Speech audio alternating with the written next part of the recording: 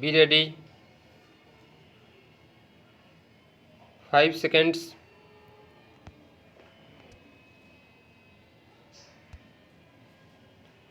Start.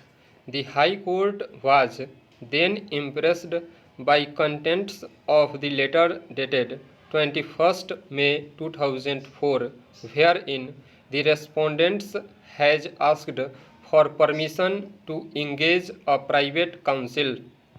The High Court completely glossed over the plea taken by the appellants that this document, Annexure 24, was not a part of the court-martial proceedings. Therefore, it cannot be made the basis to grant any relief to the respondent, much less to doubt the bona fides of the officials involved in the conduct of court-martial proceedings. On the other hand, the record of court-martial proceedings not only revealed that the respondent voluntarily admitted his guilt to both the charges with full understanding and knowing the consequence, therefore, but in spite of opportunity given to him to reconsider his stand, he did not change his confession. As a matter of fact, reference to letter dated 21st May 2004 has been made for the first time only in the rejoinder affidavit filed by the respondent. No tangible explanation is forthcoming as to what prevented the respondent from referring to this communication in the first place in the court-martial proceedings, or at least in the appeal preferred by him under Section 161 of the Act to the competent authority. Notably, such case was not made out even in the original writ petition for reasons best known to the respondent.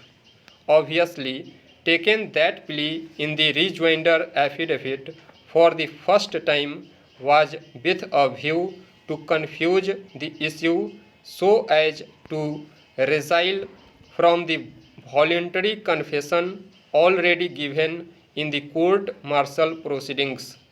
That cannot be countenanced, and such a belated plea ought not to be entertained by the High Court, and that too in a casual manner, and especially when the appellants in further affidavit has mentioned the circumstances in support of the assertion that the document relied by the respondent is a forged document. The respondent was called upon to produce the original, which he never did.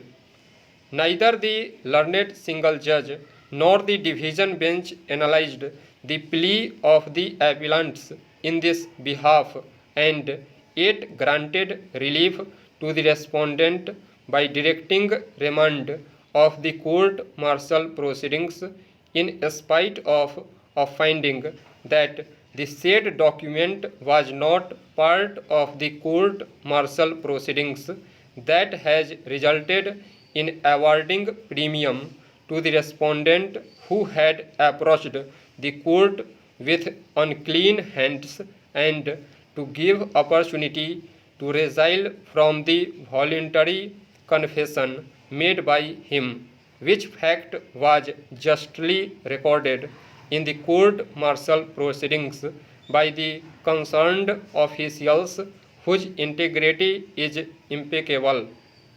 The High Court should not have entertained the plea of the respondent that he was pressurized to give confession in absence of disclosure of names of those officials, and who had no opportunity to counter the allegations made against them. Hence, this reason weighed with the High Court must also fail.